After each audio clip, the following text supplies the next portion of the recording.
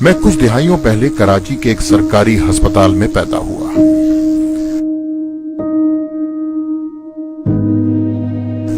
کراچی کی ہوا میں سانس لیتا بڑا ہوا میں نے یہیں تعلیم حاصل کی۔ اسکول اور کالج سے فارغ ہو کر کراچی یونیورسٹی سے ماسٹرز کی اور زندگی کی منزلیں طے کرتا رہا،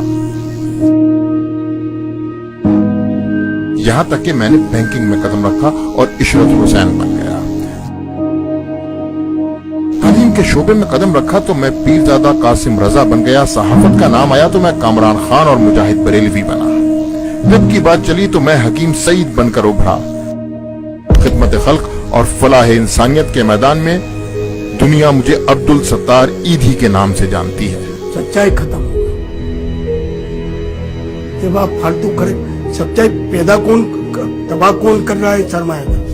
ڈرامہ اور فلم میں قدم رکھا تو بشرا انصاری، ہمایوں سعید اور سعود بن کر سامنے آیا۔ موسیقی کے میدان میں احمد جہاں زیب، عالمگیر، شہزاد وائز، زویب حسن بن کے ابھرا۔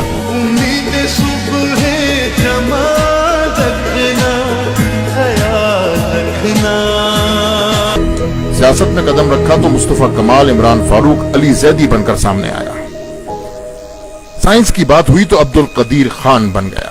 طنز و مزاح کی بات چلی تو معین اختر اور عمر شریف بن گیا۔ کرکٹ کھیلنے پر آیا تو جاوید میاں تھاک بن گیا۔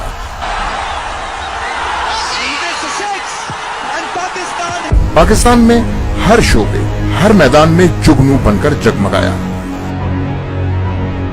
لیکن پھر بھی کچھ لوگ مجھے مہاجر کہتے ہیں۔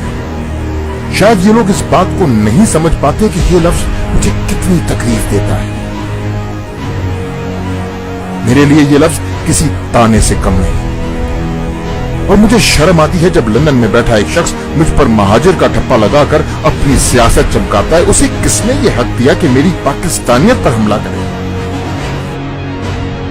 میں نے اپنے خون اور پسینے سے شہر کراچی کو پاکستان کی اقتصادی شہرت بنایا،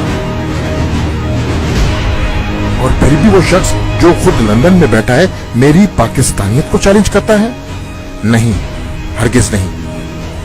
اس شخص کو یہ بھول ہے کہ وہ مجھ سے میری شناخت چھین لے گا۔ میں صرف اور صرف پاکستانی ہوں۔